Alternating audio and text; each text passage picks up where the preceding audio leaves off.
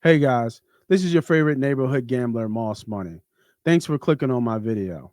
If you're into gambling, if you're into winning money at gambling, hell, if you love talking Eagles, this is the channel and the videos for you. So go ahead, hit that subscribe button, hit that like button, tell a friend to tell a friend, and enjoy the shows. I think it's a little bit necessary for this next topic with a sportscaster going and getting into politics and Stephen A. Smith. And there's a lot of clips about Stephen A. Smith and what he's saying, but I thought this one was interesting about what he said and just the state of what he sees political. And I'm not don't want to talk about policies or anything like this. I just want to know where you think he will, if he does go into politics, where do you think he will align himself with um, in terms of a political party? I think he might go independent, but let's listen to the video. Um, they kind of clipped it a little bit, but I think the message is kind of interesting of what we assume he would be versus of what he's saying. Hey, talking about Kamala, please go ahead and play the clip and let's react to it. The American people aren't falling for it any longer. I voted Democrat, and I got to tell you something right now. I don't like the fact that I did. I don't like what I'm seeing. I don't want to hear about, oh, we're about law, we're about a law. Nobody's above the law. Nobody's above the law. But then you go out and you pardon your son and you try to blame everybody else for it. I don't want to hear about defund the police. I don't want to hear about, what there should be open borders. I don't want to hear this stuff.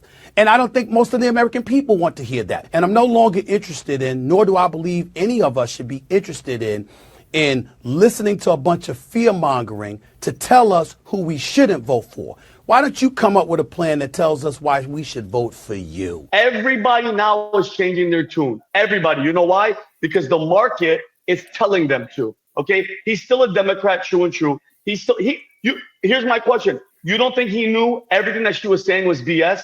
1,000%. That's the him hating. Yeah, I don't. The guys, I don't know. We need to watch that guy. It's more on Stephen A. Smith. So there's a lot more clips, right? I haven't followed his political conversation as much, but it's starting to grow. I know he was on The View not too long ago. Yesterday. Or was it yesterday? Was it? Oh, that clip was from yesterday. I didn't know what the date was. The View, not the clip you showed. No. That one's from Patrick David Beverly or something like that. No, Patrick something. I forget his last name. Yeah. That clip was from The View when he was going. Yeah, yesterday or Tuesday. Okay. I didn't know it was that recent, but I saw that, and then on his own podcast, he's starting to add a lot more political conversation to it.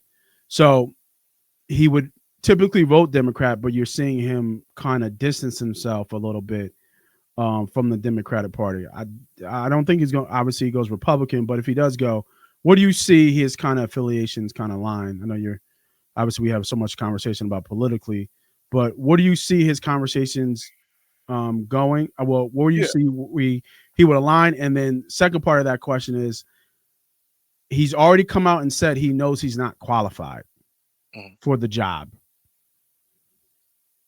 So I guess if he knows he's not qualified, why keep going per se, I guess? Or like, what do you think he's just organically following where it's taking him and see where it goes? Like, what's the plan? Like, what's his plan, you think? Okay, so I mean, I've never met Stephen A. Smith. I don't know Stephen A. Smith. As a matter of fact, I did meet Stephen A. Smith one time years ago. I was in a store in Cherry Hill Mall, and he had a phone issue outside the store I was in. He was there, and I walked out and I spoke to him. This is years ago. Is he tall? I feel like we were looking eye to eye a little bit. It wasn't like a little. He's he's not a little height. person, so he got a little height. Yeah. Okay. That was my interaction with him. Obviously, I follow First Take. I like Stephen A. Agreed. I know he has a lot of controversial comments he may have had over the past. I didn't agree with what he said in that clip. I think that's an older clip. I think he feels that way. I think he had a couple conversations going through this campaign and the election and post-election. I think he's started talking to a lot of people. I think one of his good friends are down is I think the governor of Baltimore or mayor of Baltimore. I think he has a lot of conversations with them, and I think the opportunity for him to possibly run because he is such a potent person in the United States with his brass opinions and him being out and then kind of transitioning a lot of his own personal podcasts to a little bit more on the political side. I would say that he's taken it very seriously. You're seeing him now moving around on different platforms, whether it's Fox News, whether it's CNBC. It's almost like he's campaigning. C-SPAN is like he's moving around to see where the filter is, and you're actually seeing his popularity in politics have now jumped over a lot of these Democratic potential candidates. I think he now sits above Fetterman right now. So he's getting a lot of. And when you say that, is there like an actual list?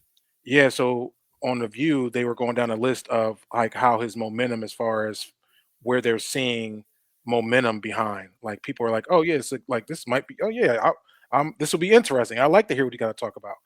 And I think what he's doing is he's always been, he didn't really care what he says, right? So he has that Trump-ism, I would say, and I think he's kind of taken on that on a different level, like just saying, hey, I am a Democrat, but I don't like what I've been seeing from my people or from my group.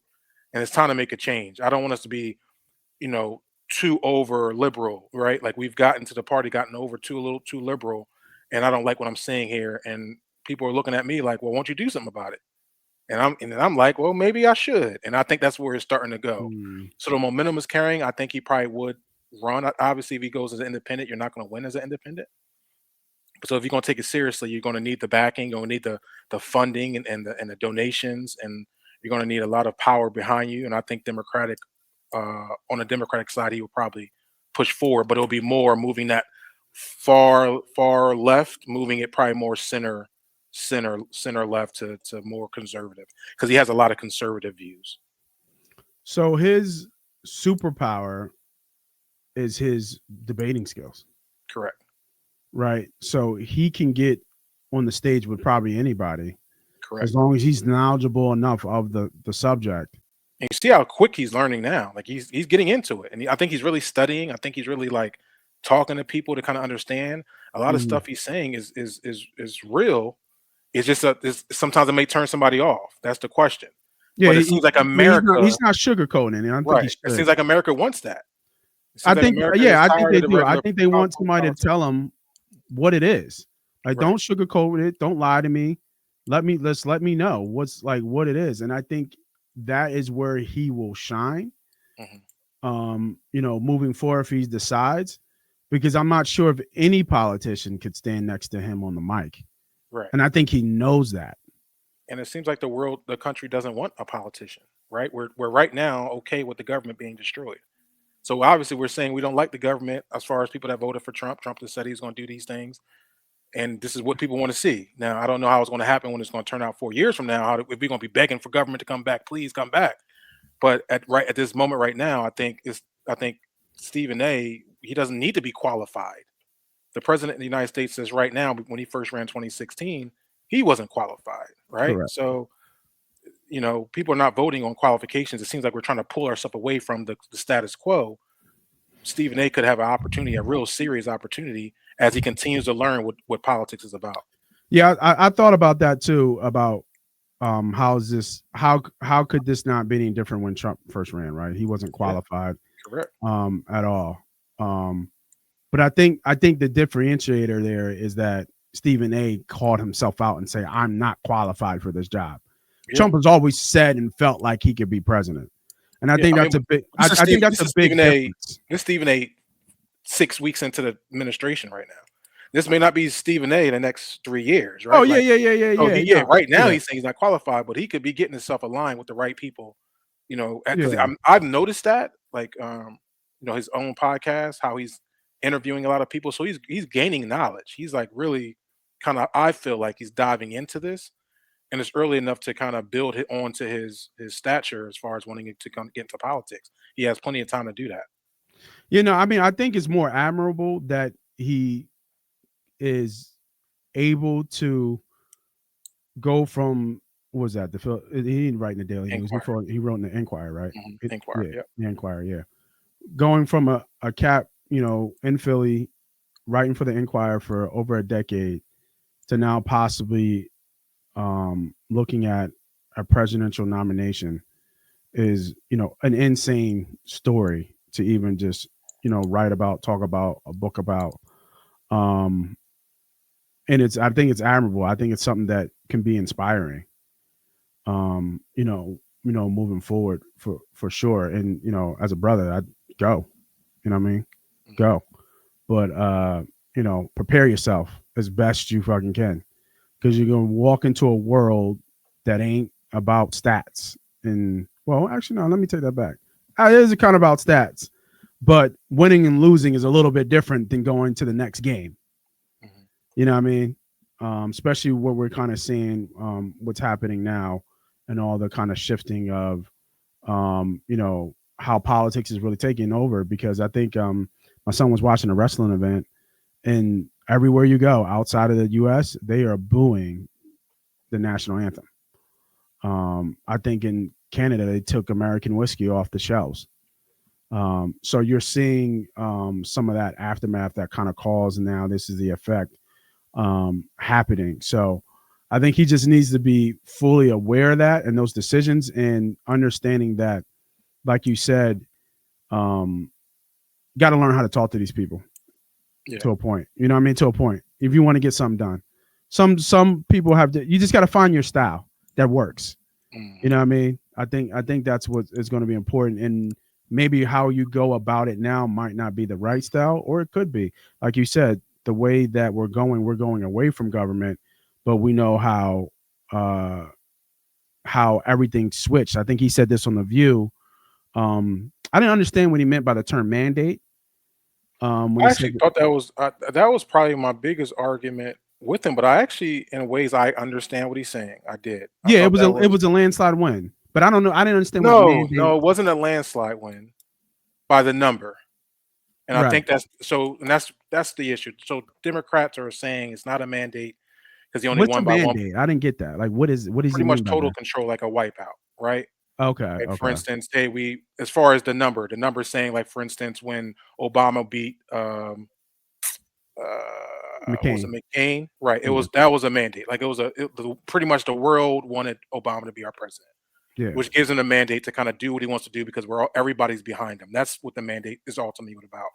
I think the narrative of Trump having a mandate has been pushed to give him excuses to do a lot of different things. I was always on a thing as far as he doesn't have a mandate. That's what I thought. I'm like, he doesn't have a mandate. The election was won by 1.5%, right? It was actually very close.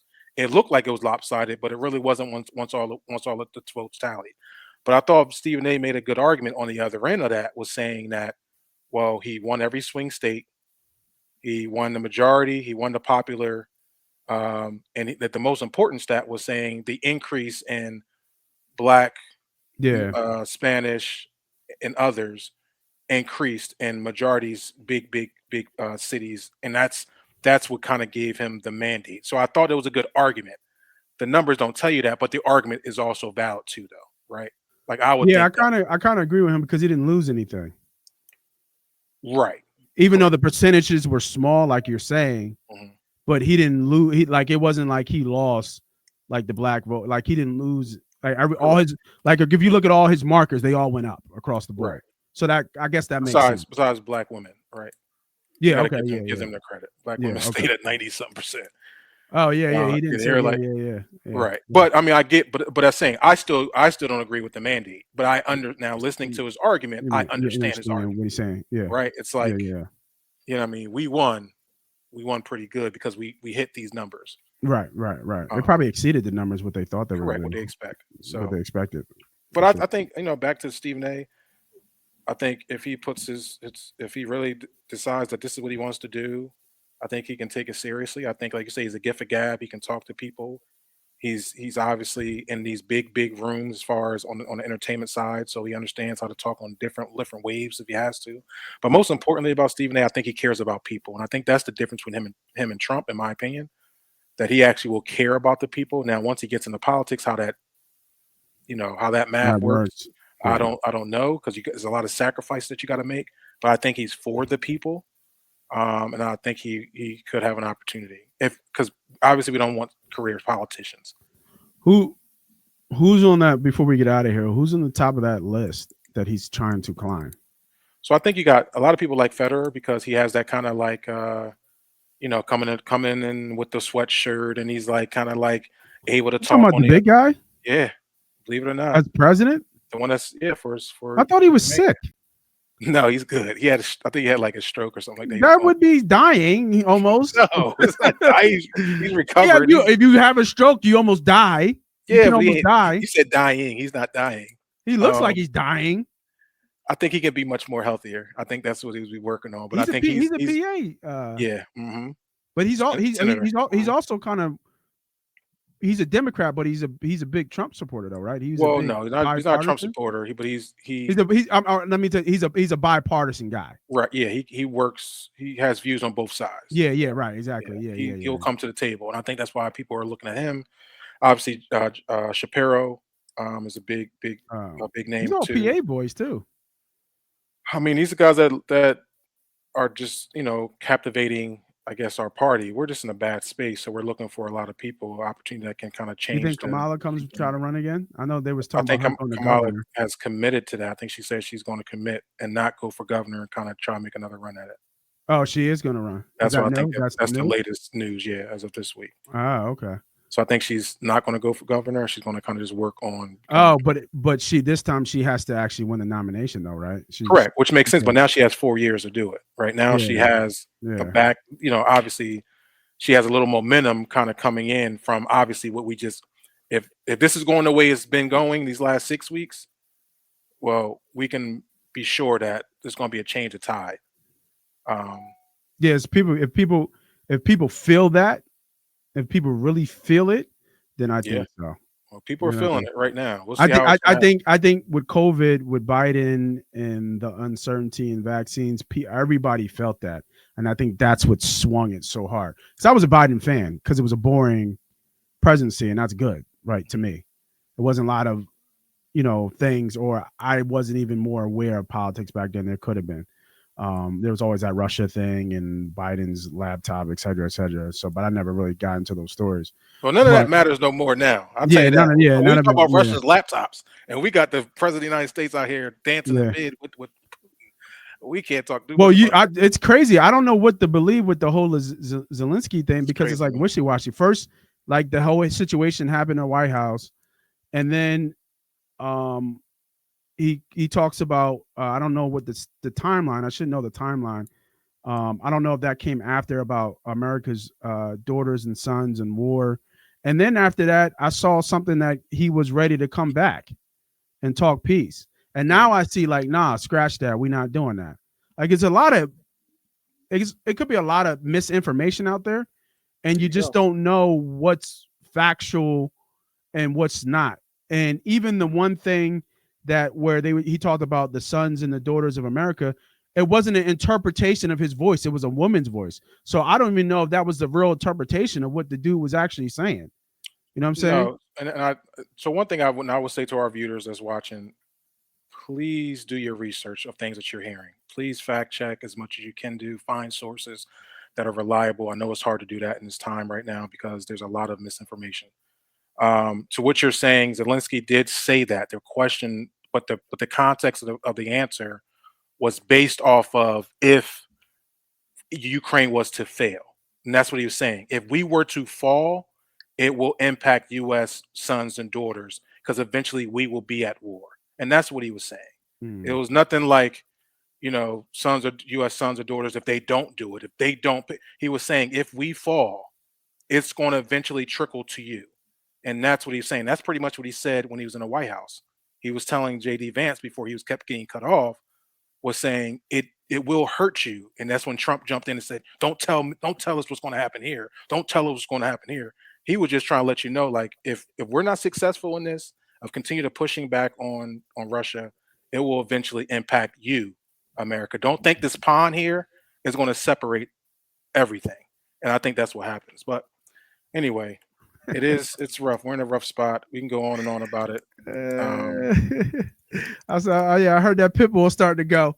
I heard you starting to rattle through. You was about to get going a little bit. Yeah, man. Well, yeah. I mean, because we're in a rough spot. But Stephen A. Smith, if he's going to be our savior, I hope he was doing his homework for the next 4 years to be prepared for that. And you know, yeah.